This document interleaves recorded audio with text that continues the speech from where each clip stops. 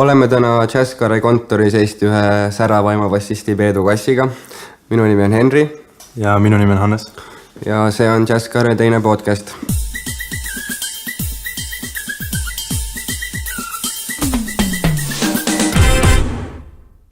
Peedu, kuidas sul läheb?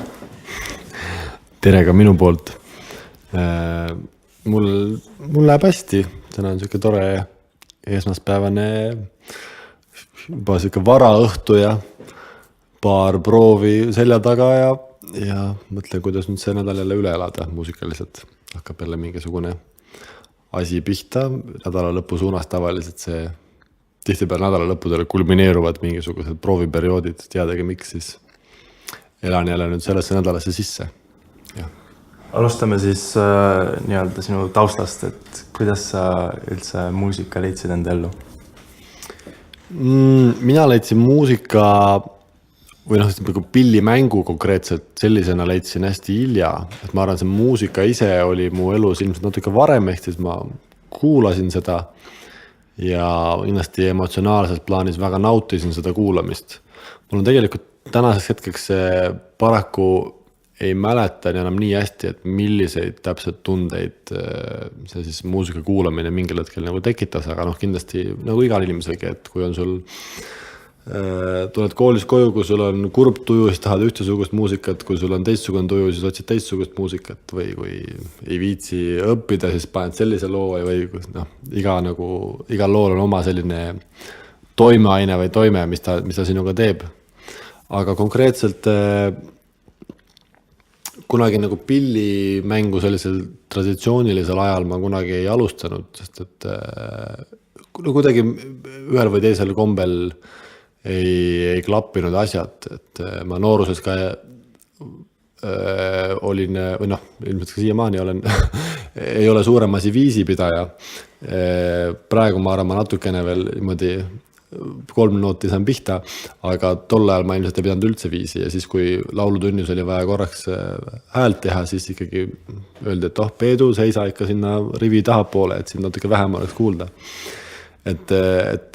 siis nii-öelda keegi minu seda talenti kõige nooruses kindlasti üles ei korjanud, et pigem vastupidi. Aga siis keskkooli algusaastatel hakkasid ühed sõbrad hakkasid bändi tegema, nagu ikka mõistagi mõlemad olid kitarristid ja neil olid kõik nagu need paremad kohad bändis olid võetud, ehk siis laulja ja trumm ja 2 kitarri olid juba olemas, aga oli vaja see veel üks puudu olev lüli ja siis nad ütles kohe, kuule, kas sa basskitarri ei taha hakata mängima ja tol hetkel ma küll kuulasin tol hetkel suhteliselt palju just sükest rock keskset muusikat, aga üldse tegelikult mul puudus see arusaam, mis kitarr üldse mida teeb, et ma ei saanud ka esimese hooga aru, et mis mõttes basskitarr, et mille poolest see üldse erineb ja miks mitte siis nagu tavalist kitarri või kuidas see siis värk käib. Ja siis need kidramehed tegid mulle selgeks, et bass on maailma kõige lihtsam instrument, sellega saab iga lollike saab hakkama, mängid ainult ühte nooti korraga ja nii-öelda eksimise šansid on minimaalsed ja siis sellega mind nii-öelda siis ära ostetigi, et ma siis andsin nagu selle vaikselt selle sõrme. See bänd pidas vastu võib-olla 1 või 2 proovi, aga kuna vanemad olid mulle selle bassi juba siis jõuludeks ostnud, mille ma välja kauplesin, see pill oli kodus ja seda oli vaja hakata siis harjutama ja sellega midagi tegelema, et siis õigustada seda investeeringut ja hakkasin kohe suhteliselt põhimõtteliselt mul oli see pill juba 6 aega olnud kodus, kui ma juba otsisin omale õpetaja, kellelt tunde võtta, mis tagantjärele oli äärmiselt hea otsus, et kohe, et mitte teha seda iseõppimisperioodi ja siis võtta õpetaja, vaid kohe alustada õpetaja käel täiesti nullist. Ja siis ma olin selleks hetkeks kas 10. või 11. klassis, ma täpselt ei mäletagi nüüd. Ja sealt täiesti nullist hakkasin käima basskitarri eratundides ja õppima siis ise nii-öelda kõrvalt oli igasugust muusikateooriat juurde, sest mu õpetaja oli selles mõttes suhteliselt range, ta ütles, et ta võib siin paar-kolm tundi mulle näidata, et umbes kus, millises kaela griffi vahes, kuhu oma sõrm panna, aga ta ütles, et kui ma nagu ise ei õpeta ennast nooti lugema või seda muusikateooria poolt ise järele ei õpi, siis ta ei viitsi mind õpetada. Ja siis mul oli kohe motivatsioon, et tuleb nagu selle poolega ka hakata kohe tegelema. Sealt edasi kontrabass tuli natukene hiljem, paar aastat hiljem, kui see muusika huvi läks natuke laiemaks. Kuulasin ka tegelikult minu esimese erialaõpetaja, siis see oli Margus Minn Otsakoolis, kellelt ma küll Otsakoolis õppin, siis aga võtsin need tunde. Tema hakkas mulle vaikselt, tema oli selline suur melomaan, et oskas väga, väga kavalast, ütleme seda minu siis muusikalist silmaringi hakata avardama ja ta hakkas, ütles, et nii, et järgmisse tundi tuled, siis too mulle 10 tühja kasseti. Et ma kirjutan sulle mingit muusikat. Et CD-sid ma välja ei laena, aga ma toon sulle seda siis õiget muusikat, mis iganes see on või et mida sul on praegu vaja kuulata. Mina siis korraliku õpilasena muidugi tõin need tühjad kassetid ja sain nädala pärast tagasi täis kirjutatud kassetid. Ja seal oli igasugu asju ja tasapisi oli, ütleme, step by step ta andis mulle rohkem nagu nõudlikumat materjali ka kuulamise mõttes. Alguses oli sellised igasugused rocki virtuoosid ja sellised bassistid, kes mängisid terve loo ainult soolot, mis tundus selle hetkel väga äge. Aga siis vaikselt juba andis selliseid bassimängijaid kuulata, kes nagu esmapilgul tegelikult mängisid päris nagu imelikult või kummaliselt, et niimoodi oli siis kõrvad eritada, et miks see Jaco Pastorius või mingi muu mees niimoodi väga kummalise helikeelega ta bassi mängib. Et sealt tuli selline õrn džässi pisik, mis vaikselt pani siis tekitas selle mõtte pähe, et võib-olla kunagi ka natukene kontrabassi juurde õppida. Et siis see huvi kontrabassi tuli täiesti välk selgest taevast? No mitte täiesti, nii palju ma juba teadsin selleks hetkeks, et kontrabass on basskitarri väga lähedane sugulane või üks lähemaid üldse, kes seal on ja nagu see roll ansamblites on samasugune. Ilmselt tol hetkel, kui ma ütlesin välja võib-olla selle mõtte, et võiks kontrabassi proovida, ma arvan, ma ka ei kujutanud täpselt ette, kuidas see kontrabass kõlab ja ma ei teadnud ka üldse, mis need tehnilised raskused on. Ma teadsin seda, et pillide häälestus on täpselt samasugune ja siis ma eeldasin, et äkki on väga lihtne. Et umbes, et kui klaverit oskad mängida, oskad syntesaatorit ju ka mängida, klahvid on samasugused. Ja siis otsisin seda võimalust, et saaks kuskil pilli proovida ja muidugi see esimene kokkupuude ehmatas ära, sest et see ei olnud üldse nii lihtne, kui ma lootsin. Aga midagi selles ikkagi võlus, et jäi see nagu idee nagu pähe ikka idanema. No sa õppisid Otsakoolis ja siis Helsingis Sibeliuse akadeemias. Kas sa tunned, et need koolid on sind muusikuna mõjutanud, et sa said Helsingis midagi, mida sa Eestis ei oleks saanud?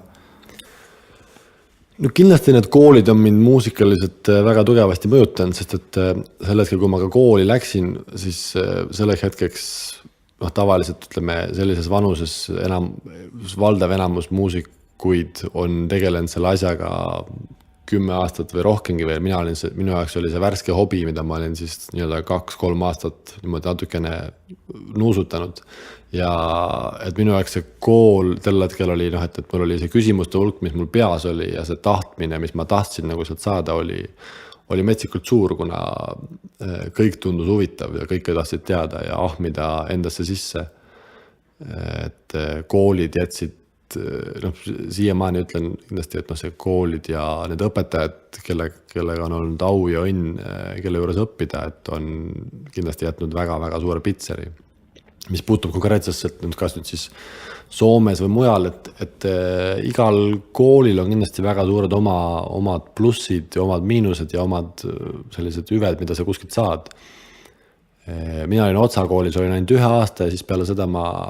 läksin Soome, mis tol hetkel oli tegelikult võrdlemisi, ei tulnud see otsus üldse lihtsalt, ei sünninud, sest et see oli just see aeg, kui Eestis oli hästi palju tööd muusikutel. Majandus õitses ja muusikuid oli igal pool vaja ja mul oli ka just hakanud nii-öelda nagu hästi minema, et inimesed helistasid, kutsusid mängima. Otsa koolis mulle tegelikult nagu enam-vähem meeldis ja just oli see, ütleme, oli nagu kinnitanud vaikselt kanda mingisuguses Tallinna muusikute sellises skeenes või seltskonnas. Et siis see mõte, et minna Soome kuskile riiki, kus sa tol hetkel tõesti ei tundnud mitte ühtegi inimest, keelt ei rääkinud ka ja teadsin, et on kallis ja raske, et see oli päris valulik, aga jah, tagantjärele hästi vajalik otsus, sest et Soomes tekkis just see aeg, kus sul ei olnud mitte midagi muud teha, kui tegeleda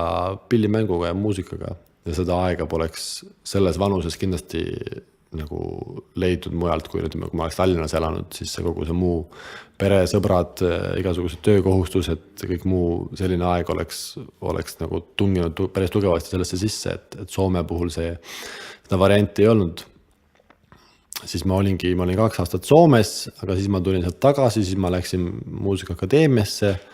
olin seal 3 aastat ja siis ma läksin uuesti Soome, aga ma läksin sellisesse programmi, kus ma iga semestri tagant vahetasin kooli ja vahetasin riiki. Ehk siis see oli selline magistriprogramm, kus ma olin pool aastat Taanis, pool aastat Rootsis ja siis 1,5 aastat Soomes. Selline natuke oligi selline veel järjekordne selline silmaringi avardamise programm nii-öelda ja sellest kogemusest ma ütlen ka, et kuigi me mõtleme võib-olla meie jaoks see Skandinaavia helikeel või selline muusikaline esteetika on ühtepidi nagu mõni ütleb, et samasugune, siis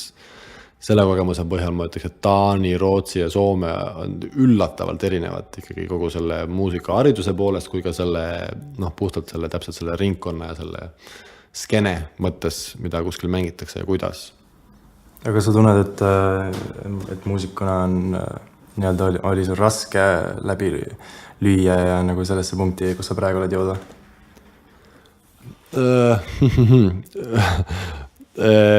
Muidugi on raske, aga ma arvan, et see ei ole selline asi, mille peale sa mõtled, kui sa seda teed, et see ikkagi see, mis siin nagu drive'ib või siit käivitab, on ikkagi see muusika ja teiste inimestega koos mängimine. Et kuna minu bass eeldab juba seda, et enamus aega muusitseeritakse ikkagi kellegagi koos ja mulle sai see päris selgeks ka, et mulle meeldib teiste inimestega koos mängida, siis esimesed aastad just, kui ma juba nagu siis olin selles muusikahariduses niimoodi jalgupidi vaikselt sees, siis minu huvi oli lihtsalt mängida võimalikult paljude inimestega ja võimalikult paljude nende inimestega, kellega ma olin nagu tahtnud mängida või nagu keda olid kuskil kuulnud mängimas, näinud mängimas, siis see oli see selline põhiline käivitaja, et mis tunne on mängida selle inimesega või tolle inimesega ja kuidas see vunkab, et sellel hetkel kindlasti see selline heas mõttes selline romantiline naiivsus on see, mis nagu hoiab tegelikult need muremõtted eemal. Et mõistagi kodus isa koputab laua peale, ütleb, et poiss, et kuidas see pärast leib on vaja lauale tuua ja kõik need reaalsuse jutud, mida selge kahtlemata on meie ümber on hästi palju ja need kuskil ei kao, aga mingis eas mul on hästi ääretult hea meel, et ma suutsin mingit pidi vaatad isegi nagu vilistada selle peale, et ollegi klapid peas, silmaklapid ees, et näha ainult ühte sellist mingit suunda, et nüüd on vaja täiega džäss-kontrabassi mängida, et mis sest, et kui ma tol hetkel oleks püüdnud võib-olla realistlikult neid võimalikke väljundeid kaaluda või mingisugused plussid, miinused paberile kirja pannud, siis ilmselt see tulemus ei oleks olnud kuigi roosiline, aga kuna ma ei vaevunud võib-olla siis mõtlema selle peale, siis sai palju tööd ja harjutamist sai nagu ütleme selle tuhina pealt ära tehtud. No praegu sa ikkagi igapäevaselt oled seotud džässiga ja džässmuusikaga ja sa olid ka džässiliidu esimees, et kas sa ise defineerid ennast džässmuusikuna? Kindlasti varasemalt defineerisin ennast alati jatsmuusikana, aga ma olen hakanud seda vältima. Ma tean, et see on võib-olla praegu patt öelda, ma siin istume siin Jatskaare kontoris ja räägime jatsust, aga ma siin juba näen kurja pilke ümber minu.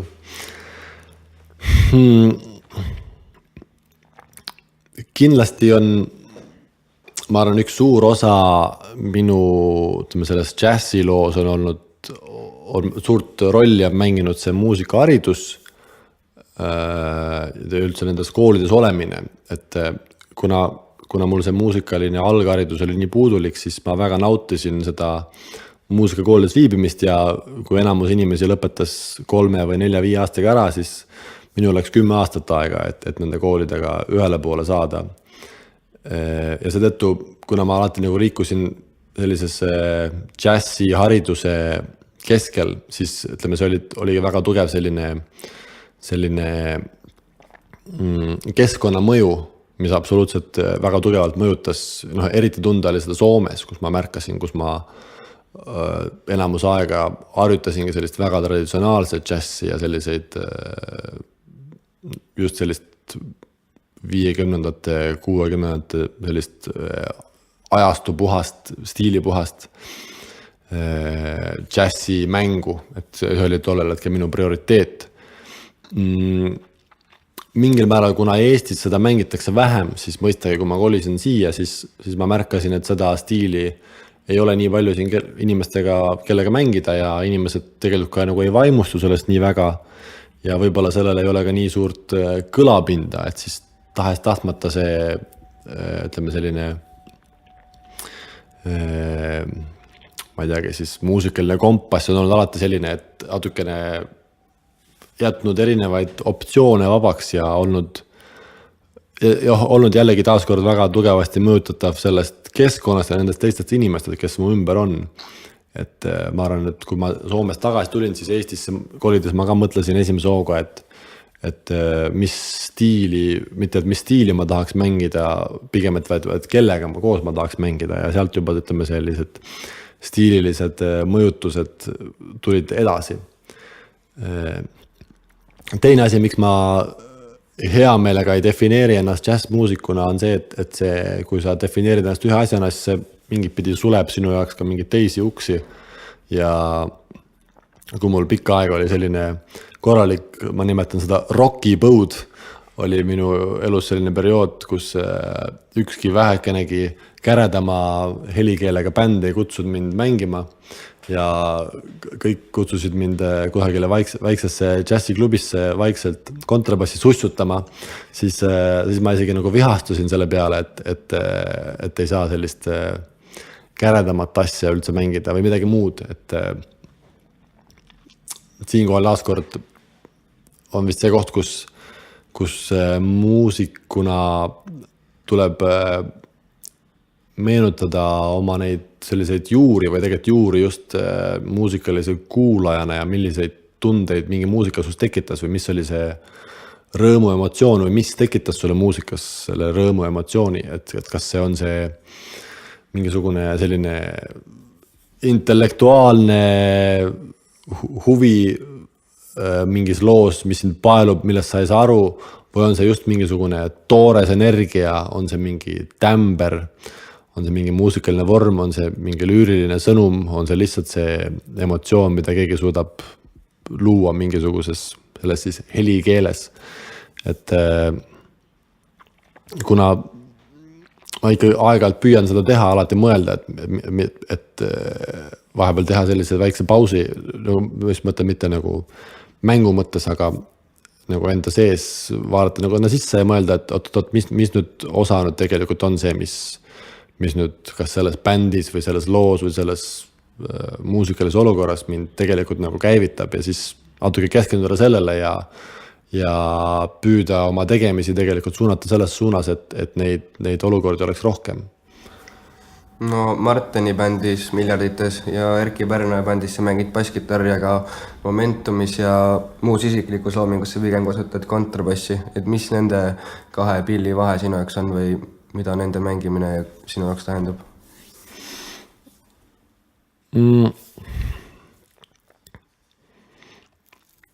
Olid aastad, kus ma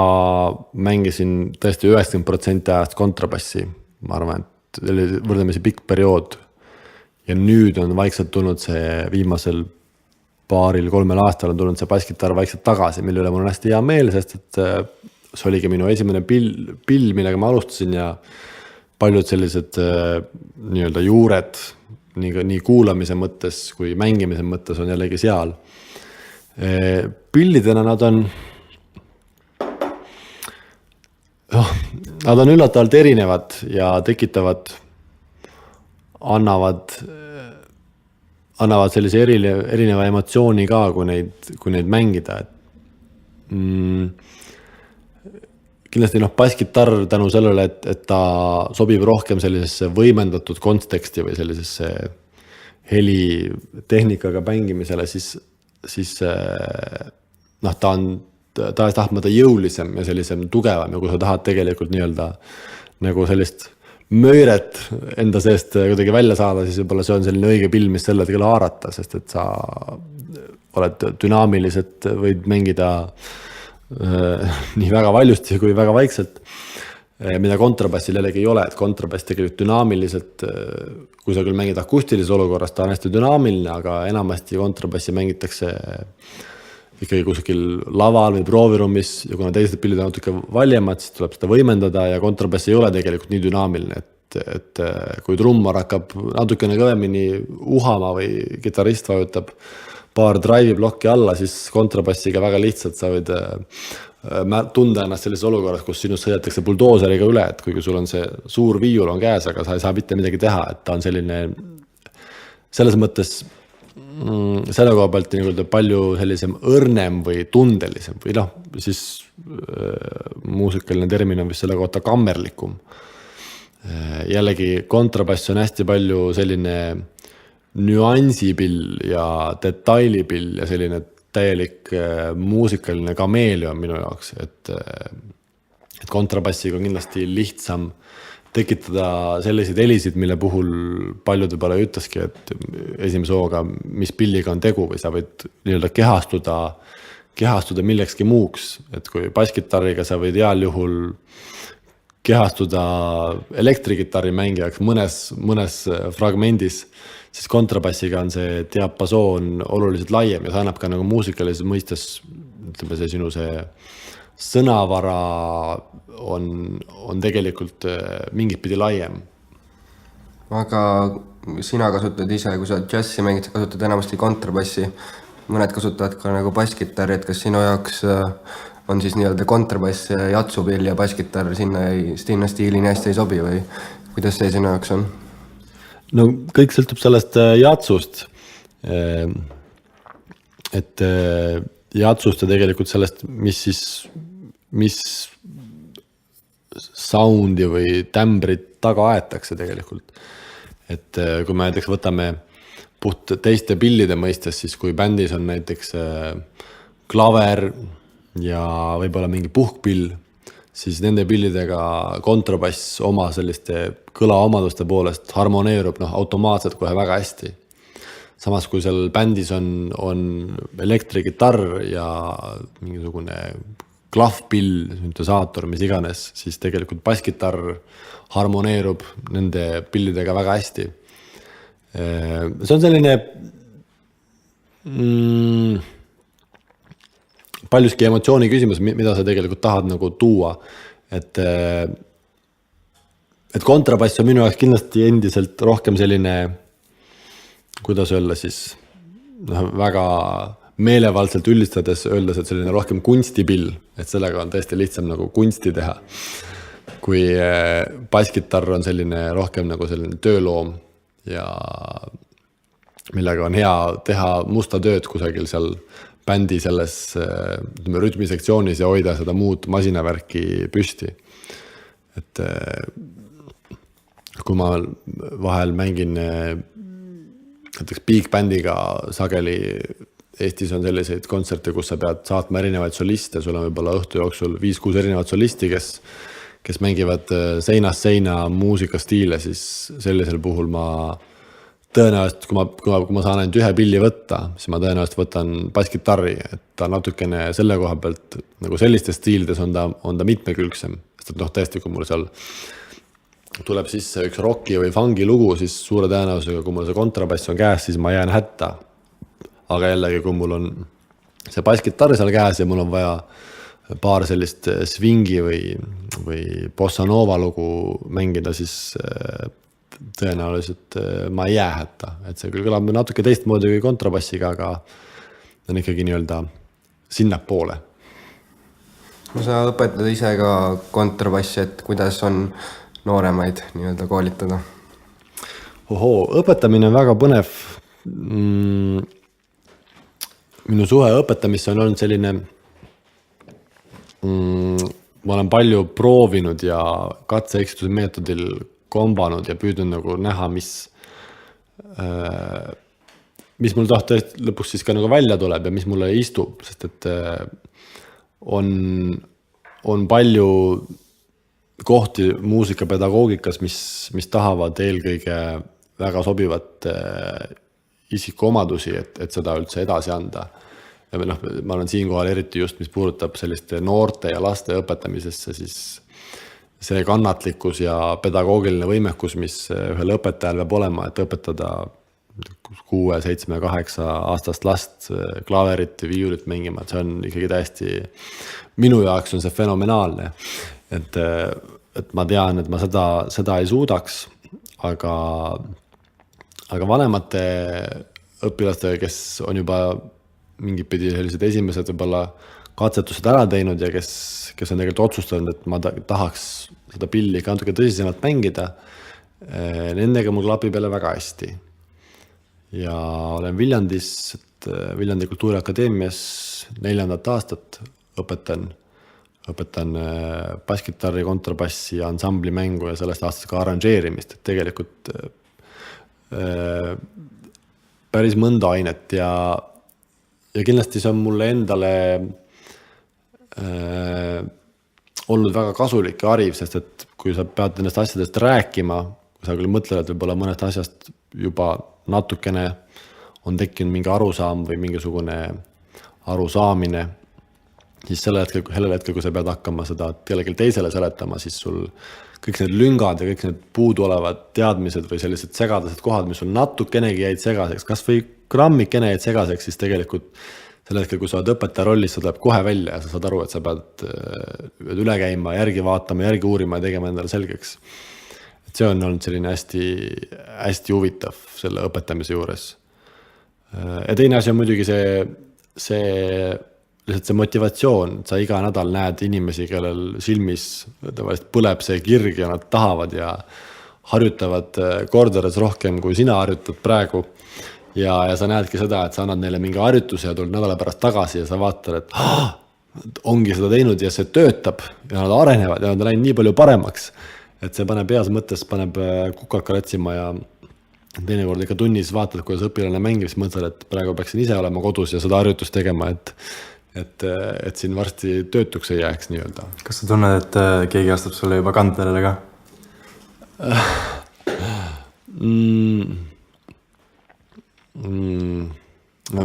Raske küsimus, millele vastata. Kindlasti mul on hea meel, et neid bassimängijaid mingit pidi tuleb juurde ja et tegelikult neil on ka sellist erinevat tausta või sellist taustsüsteemi. Et mingi aeg, kui Eestis õpetas 1-2 inimest kontrabassimängu eriti, siis ma tundsin võib-olla, et sageli väga paljudel kõik olid nagu nii-öelda ühe koolkonna inimesed, siis praegu on see nii-öelda piirid on lahti ja neid koolkondi on nüüd päris palju erinevaid, et selles mõttes mul on hea meel, et see pilt muusikute seas, noorte muusikute seas on läinud hästi mitmekesiseks ja mitmekülgseks. No Sügisjassil sa esinesid väga siukse erakordse projektiga koos Taavo ja Heiko Remmel ja Mihkel Malgandiga, kus te olite siis 4 kontrabassiga. Et kuidas see idee tekkis ja kuidas see kogemus oli? See idee tekkis sellest, et tegelikult mina olin Mihkliga teinud juba mõnda aega sellist kontrabassi duot. Me olime võib-olla tegutsenud 2-3 aastat ja mänginud võib-olla 3-4 kontserti iga aasta. Ja see meile täitsa meeldis, tegelikult see algas sellest, et me lihtsalt Mihkliga mingi hetk rääkisime ja arutasime, et võiks teinekord koos harjutada pilli, et lihtsalt niimoodi vahetada mõtteid ja vaadata kõrvalt ja nagu peegeldada seda, et mida keegi teeb ja või siis koos lihtsalt hästi jämmida ja rääkida pillist. See vist isegi vist algas niimoodi, et ma esimese hooga küsisin Mihkli käest tundi. Ütlesin, et kuule, ma tahan sulle tundi tulla, siis ta puiklas vastu, ütles, et ta ei anna mulle tundi, aga ta ütles, et me võime koos lihtsalt mängida. Ja kuidagi see niimoodi kasvas välja, et me siis nagu mängisime mingi duot. Ja mõistagi Taavo ja Heiko puhul seda seost otsida on lihtsam, et isa ja poeg ikka kodus aeg-ajalt kohtuvad ja korraga pilli kätte võtavad, ehk nemad olid ka duot mänginud ja ka selle ka esinenud. Ning tõenäoliselt siis Annel tuli see mõte, et need 2 duot tuleb panna kokku ja et kui 2 kontrabassi on juba hea, siis et 4 kontrabassi on ju veel parem. Et ühendada 2 head asja ja vaadata, kuidas sellega toime tulla. Muidugi maailma praktikas on selliseid koosseise tehtud varemgi ja on ka suuremaid koosseise. Ka Eestis on tehtud mitte küll jazz kontrabassi mängijad, aga klassikalised kontrabassistid on aeg-ajalt teinud selliseid üllatusesinemisi, kambakesi. No me enne juba rääkisime sellest, kuidas kontrabass ja basskitarr on traditsiooniliselt selline rütmigrupi pill ja nii-öelda bändi vundament, aga sina ikkagi oled seda kasutanud, võib-olla mitte päris soolopillina ka, aga ikkagi üsna meloodilise pillina. Et kas see on sinu jaoks lihtne või see on keeruline või kuidas see on? No mõistagi see pill iseenesest ei ole nii meloodiline kui mõni muu pill. Üks vahe mul oli tekkis selline lisahobi, ma tahtsin õpetada ennast nii-öelda vanas eas, õpetada ennast trompetit mängima. Siis ma ostsin omale eBayst trompeti. Kui see kohale jõudis, sain teada, et tegelikult ma olin ostnud flügelhorni, mis on peaaegu samasugune pill, aga siis ma hakkasin iseennast YouTube'i tundidega siis õpetama trompetit mängima. Ja minu eesmärk siis tol hetkel oli tegelikult see, et ma tahtsin meloodiaid paremini mängida või tegelikult ka nagu kompositsioonis kirjutada paremaid meloodiaid ja proovida nii-öelda nagu mängida seda meloodia instrumenti. Ja siis ma tajusin seda eriti, et et on olemas ka pille, mis on nagu loodud selleks, et mille puhul ütleme siis selle trompetiga oleks nii-öelda kedagi saata olnud kordades raskem ja kontrabassi siis ilmselt vastupidi, aga see on tulnud sellest, et kui sa harjutad kontrabassi, siis mõistagi, kui sa eriti harjutamise plaanis siis ainuüksi saatepartiid harjutada üksinda on suhteliselt tahab väga suurt rutiinitaluvust ja väga kiiresti muutub tüütuks ja igavaks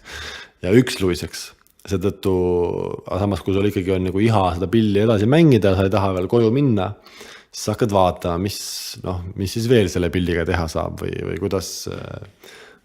mis noodid veel töötavad või mis kohad pilli peal, kuidas töötavad ja sa hakkad nii-öelda otsima, hakkadki kompama nagu siis piire, et kuidas siis sellest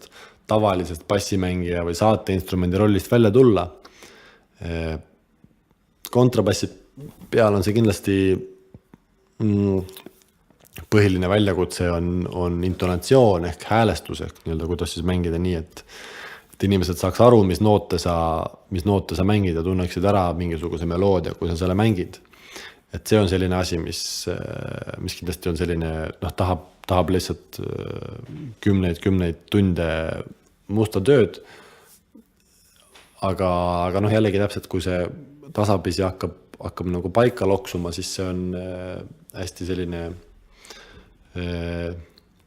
rõõmustav, kui see hakkab välja tulema, sest täpselt see nagu vabastab sind mingisugusest oma sellest kitsast tsoonist välja minemaks, et sulle avaneb nagu uus keel äkitselt, mida sa märkad, et sa oled tasapisi õppinud, aga nüüd suudad selle vestluse oma teise muusikalise partneriga viia hoopis järgmisele tasandile, kuna sul on mingisugune barjäär või piir sealt vahepealt ära lõhutud. kui sa sellest harjutamisest rääkisid, siis kas sa lood endale mingid kindlad bassikäigud või kui palju sa improviseerid või kui palju sa sinna juurde lood nii-öelda mängides ja seda muusikat tehes edasi? No kindlasti see on kuidas kunagi ja kuidas sõltuvalt ka kontekstist, et mida rohkem see muusikaline stiil on selline improvisatsiooni kesksem, seda rohkem ma jätan ilmselt vabadust, aga ütleme hoian kinni pean siis ainult vormist ja mingisugusest loo üldisest harmoonilisest struktuurist, aga selle bassiliini kujundamisel olen käitun nii, kui tahan tõenäoliselt. Ja võib-olla harjutangi seda, et harjutan seda, kuidas ma erinevat moodi saaks seda asja mängida, et mitte ollagi ühes mingisuguses mugavustoonis või mingisuguses konkreetses mustris kinni. Aga jällegi, kui ma näiteks mängin Erkiga või Marteniga, siis ma tegelikult püüan mõelda selle peale, et kuidas ma leiaksin ikkagi selle ühe konkreetse liini, mis töötab ja mis teenib selle loo eesmärki või huve ja mis paneb selle loo siis kuidagi nagu käima või liikuma või hingama. Ja see improvisatsioon jääb sellisel puhul kindlasti nagu prooviruumi või harjutusruumi. Okay. Aga kui sa saaksid valida ükskõik mis pilli, siis mida sa tahaksid mängida? Mingi aeg ma arvasin, et see võib-olla oleks tõesti see trompet isegi olnud, sest ma väga ka fännasin trompetimängijaid, kuulasin hästi paljusid, oli periood ka muusikas ja mulle väga meeldis see trompeti selline lüürilisus ja teatud mõttes ka inimhäälele sarnased omadused, mis oli seal, ütleme siis kogu selle hingamise ja puhumisega võimalik tekitada. Hästi paljud muusikalised lemmikud on näiteks Norra trompetistid on juba omaette teema, Arve Henriksen, Mattias Aik, Nils-Petter Molvaer, selline koolkond, mida väga palju kuulanud, aga klassikalisest jazzist mõistagi Miles Davis ja kogu see teema, mida on palju kuulatud, oli selline tugev mõjutaja. Vahel ma olen mõelnud, et võib-olla oleks pidanud hoopis trummi hakkama mängima. Et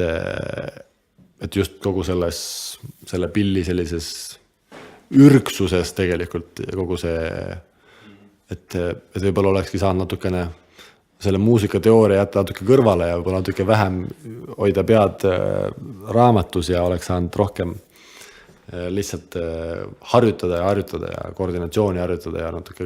rohkem ennast nagu välja elada. Jah, see on siuke vahel ikka hakkad mõtlema, et kui ma seda pilli poleks hakanud mängima, siis mis pilli ma mängiks ja muidugi hästi huvitav mõelda, et kui ma olekski tõesti võtnud siis selle trummi, siis ma praegu, ma natuke, ma ei ole suurem asi trummar, siis et mõelda, kuidas mul siis minu see trummimäng kõlaks või millises bändis ma mängiks või ma ei tea, milliste pulkadega mängiks väga hea naljakas mõelda, mis oleks kui. No kontrabassi juurde tagasi tulles, siis sa teed oma muusikat, et kes sind nii-öelda muusikaliselt inspireerib?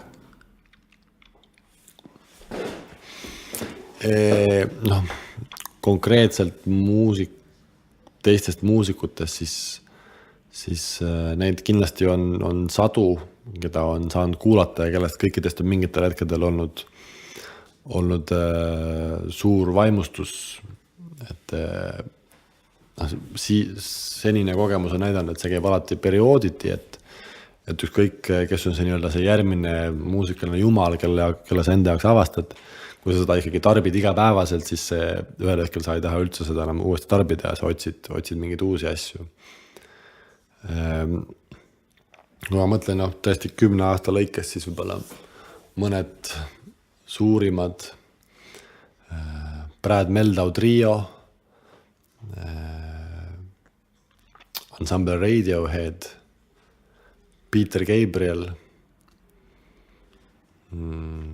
Anders Jormin, kontrabassimängija, Charlie Hayden, kontrabassimängija. Victor Wooten oli kindlasti minu algusaegadel hästi oluline, ütleme selline eeskuju, kellest sai nii palju indu, et ma saan aru, et ma tahan seda pilli harjutada ja et seda pilli on ka nagu mõtet harjutada, sest et need võimalused on nii piiritud, et seal ei ole mingit, ei pea mängima ainult sellist lihtsalt umpa-partiid mõnes külakapellis, et see bassi võimalused on nagu piiritud, täpselt selle jaoks oli väga oluline näha algusaegadel neid täpselt selliseid nagu basskitarri virtuoose, kes tegelevadki nagu ainult selle bassipilliga kui sellisega. No erinevatel muusikutel näiteks on nii-öelda erinevad inspiratsiooniallikad, näiteks mõni käib jalutuskäigul ja saab keskkonnast nii-öelda inspiratsiooni, mõni ärkab üles ja nii-öelda teab, et nüüd ma hakkan kirjutama, et kuidas sinul nii-öelda see meloodia pähe tuleb, et kuidas sul see protsess käib? No väga sageli see meloodia tegelikult ei tule pähe, et see vist on suhteliselt selline levinud arusaam, mida ma ka ise ka lootsin, et töötab, et sa istud kuskil pingi peal ja soosar, et see tuleb nüüd see, et kas nüüd täna tuleb see meloodia, siis proovid homme jälle, istud sama pargi pingi peal, vaatad ilma natuke parem, vaatad, kas nüüd homme tuleb see, ikka ei tule, no proovin üle homme jälle. Keegi on öelnud, et inspiratsioon tahab leida sind, tavab sind siis, kui sa tööd teed või kui sa midagi nii-öelda tegeled selle asjaga. Et täpselt nagu pillimängu saab harjutada, saab minu meelest või peab ka minu meelest harjutama komponeerimist ja tegelikult lähenema sellele, vaata, et sama süstemaat või samade põhimõtetega nagu näiteks sportlased teevad trenni või nagu täitsa igal tavalisel töökohal inimene teeb tööd, et ta tuleb hommikul, tuleb tööle, ta on seal mingi kellaajani, kuni ta enam ei jaksa ja siis ta tuleb koju.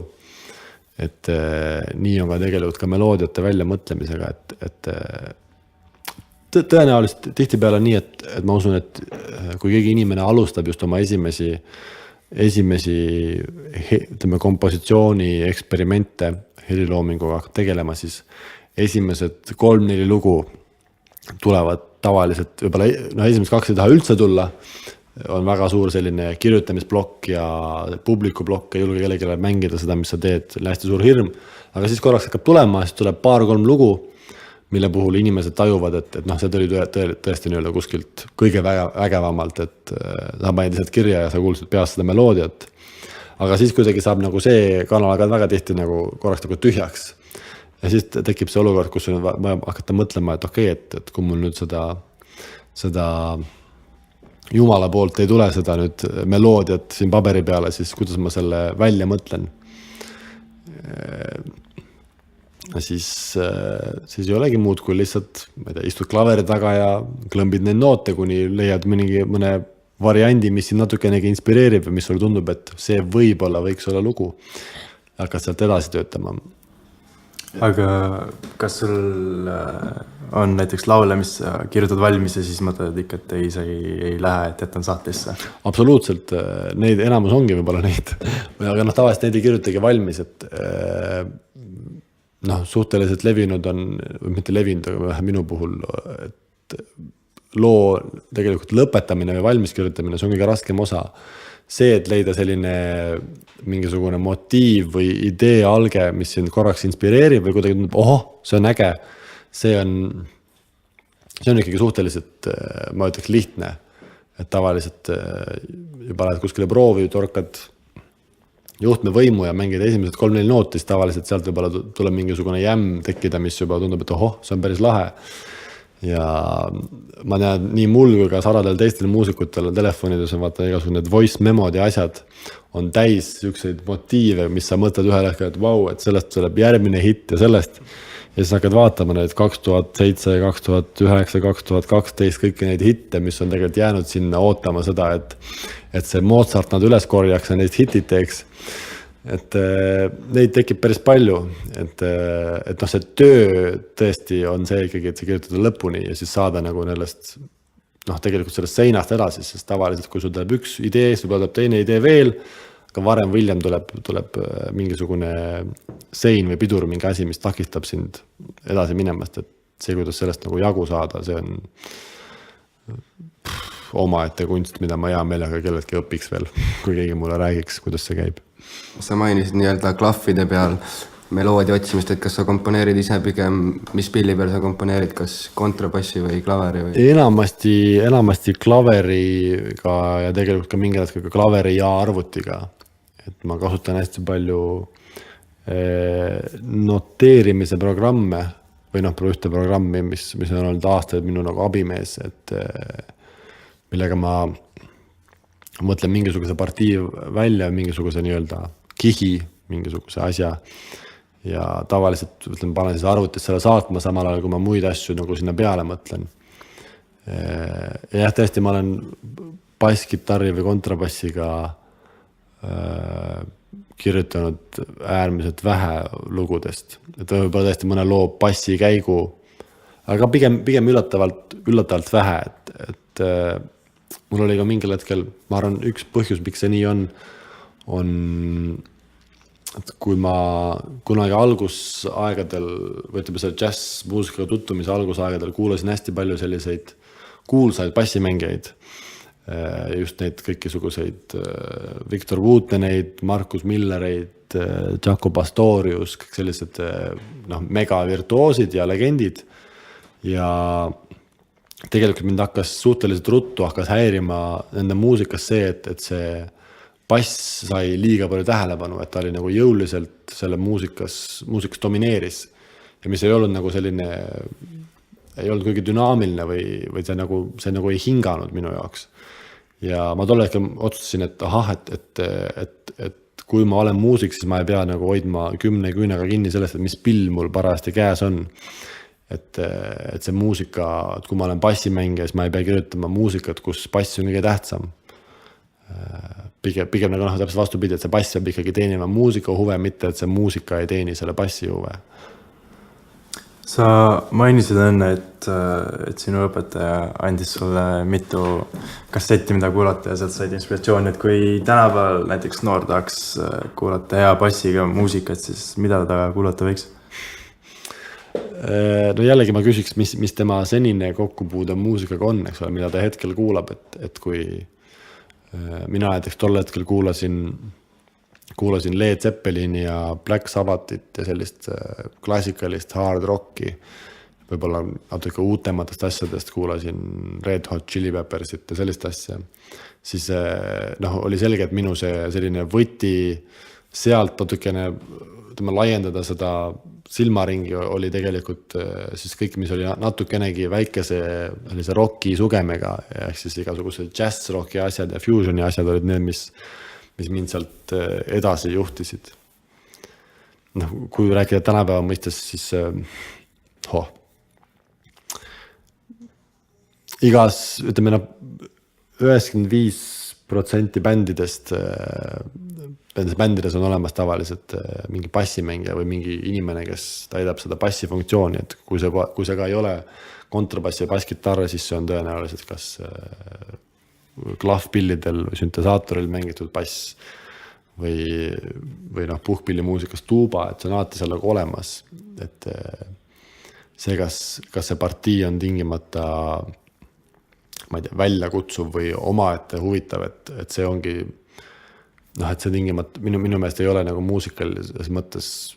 seal ei ole nagu otseselt mingit omaette pointi, et see on huvitav ainult teisele bassimängijale, et kuule vaata, kui keeruliselt see bassimängija selles loos mängis, et idee on ikkagi see, et kas see asi tervikuna töötab või ei tööta, kas see annab muusikale juurde või see võtab muusikalt ära. No sa oled juba praegu päris palju saavutanud, olid noor džässitalent ja oled mitmeid nominatsioone saanud ja esinesid Jazz-Aheadil, et mida sa ise kõige olulistemaks saavutuseks pead ja kuhu sa siit edasi tahaks liikuda?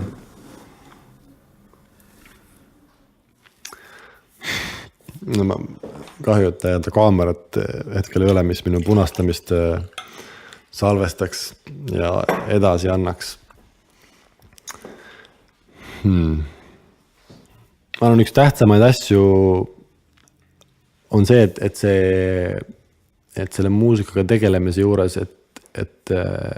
tegelikult on näha vaeva sellega, et see nauding või see armastus selle asja juurde säiliks. Ja sealt maalt, kus muusika muutub sinu tööks, ja see tänase hetkel minu jaoks on kindlasti, et kui ma mängin 5 päeva nädalas, mängin pilli ja tihtipeale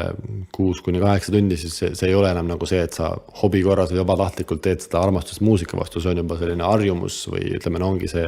rada, mida mööda sa käid. Siis tulles tagasi selle küsimuse juurde, siis minu väljakutse on kuidas teha selliseid otsuseid või valikuid, et ma seda tööd naudiksin ka järgmised 10 aastat või järgmised 20 aastat. Et see on kindlasti selline väljakutse, mis ei ole üldse lihtne, aga mille jääb ka nagu tegelema ja seda Artur Alliksaar on ilusasti öelnud, et elu armastada tuleb armu elustada. Ma tunnen ka, et seda armastust muusika vastu tuleb alati sellega vaeva näha või see on nagu suhe, mis ajab ka tööd tegemist, et sa ei saa eeldada, et ma kunagi, kui ma olin 18, ma olin täiesti vaimustuses muusikast, et see kavatseb mind kanda edasi ja lõpuni. Et see kahjuks ei ole nii lihtne, aga see on selline huvitav teekond. Aga milline siis 60-aastase Peedu elu ja karjäär välja võiks näha? Ma tahaks ise ka väga teada, milline see siis välja näeb. Milline see unistus on? Ma olen inimesena vist selline tüüpiline enne mune siis kaaguta tüüpi inimene, et ma küll unistan suhteliselt palju, aga ma ei julge tavaliselt väga palju neist asjadest rääkida, enne kui natukenegi silmanurgas natuke mingi asi paistab, et võib-olla võiks mõni asi õnnestuda. Muidugi, kui rääkida hästi lihtsustatud võtmes, siis on kümneid või sadu maailma suurkujusid, kellega tahaks koos mängida, musitseerida ja kindlasti kui ühegagi neist või 2 või 3 saaks musitseerida, see on alati selline dream come true olukord või hetk. Et see on selline kindlasti üks asi, mida on hästi lihtne ette kujutada ja defineerida, aga mis ei ole kindlasti selles mõttes lihtne, et kui ma mõtlen, kus ma täna olen muusikaliselt, siis et millise järgmise sammu ma peaksin tegema, et Sting kutsuks mind oma bändi bassi mängima, siis tegelikult ma ei tea, et mul isegi üldse ei tule pähe, et mida peaks selleks tegema. No kevadel sa esined Jazzkarel päris mitme koosseisuga, 4 kontrabassiga, Siiri Sisaskiga ja Erki Pärnoja bändiga. Kas on kedagi, keda sa sealt kavast soovitaksid? No mõistagi ma pean kõike soovitama, kus ma mängin ju. Minu jaoks eriti põnev on see projekt Siiri ja Robertiga. 2 põhjusel. Üks põhjus on see, et see plaat, mille pealt see Siiri Sisaski kava tuleb, Kuristi kohal, oli kindlasti minu üks eelmise aasta lemmikplaate Eesti muusikas, mida ma olen tõesti väga-väga palju kuulanud ja mis mind väga kiiresti haaras. Aga see teine põhjus on see, et Siiri on üks väheseid Eesti muusikuid, kellega ma olen ammu tahtnud, olen lootnud, et tekib võimalus koos musitseerida, aga pole kunagi tekkinud. Tegelikult me mängime nüüd vabariigi aastapäeval, mängime ühe korra ka veel varem ühe loo, aga sellist põhjalikku asja nagu nüüd Jazzkarel saab siis koos Robert Jürjendal ja Siiriga teha, sellist võimalust pole ammu tulnud. See on tegelikult ka üks selline jällegi selline dream come true olukord, kus sa kuulad mingit plaati, fännad seda muusikat ja siis äkitselt sa leiad, et on tekkinud mingisugune olukord, kus sa saad tegelikult olla sellest osaline nende samade inimestega, kes seal plaadi peal on. Et mitte teha teiste inimestega, et kuulad kodus Beatleid ja siis hakkad sõpradega Beatlede coverbändi tegema. See on ka väga fun, aga et nende samade Beatlete ennastega, et kuule, et kas sa saad homme tulla, et meil oleks vaja väikest abi. See on selline väga, väga kõva motivaator. mõistagi Erki uus plaat, mida ma väga huviga ootan või mis ootame, enamus asju olen ju ise ju kuulnud juba. Paljusid lugusid ka juba mänginud. Aga Erki on olnud minu jaoks väga-väga pikka aega tegelikult selline muusikaline suurkuju. Ja ma täitsa julgen enda jaoks panna muusikalises mõttes umbes Erki Pärna minu jaoks samal pulga peal, kus on Arvo Pärt, et see on ikka täiesti seal geeniustest kõrgemal sfääris olev inimene, kes kirjutab jumalikku muusikat ja kes oskab ükskõik mis loo ilusaks mängida. Ja temaga koos muusikat teha või tema lugusid mängida, see on täielik privileeg ja väga, väga suur õnn ja see muusika ja see koosseis on äärmiselt nauditavad. Erki rääkis meile ka väga armsa loo, et see Himmelbergiti album oli vist tema väikse tütre nii-öelda koostatud, et kõik laulud, mis ta tegi, ta lasi alguses oma tütrele seda ja kui tütrest tekkis mingi emotsioon, siis läks albumisse. See on väga-väga tore. Aga aitäh, Peedu! Ja Jazzkaar toimub 21–30. aprillil Telliskivi loomelinnakus ja lisainformatsiooni saab www.jazzkaar.ee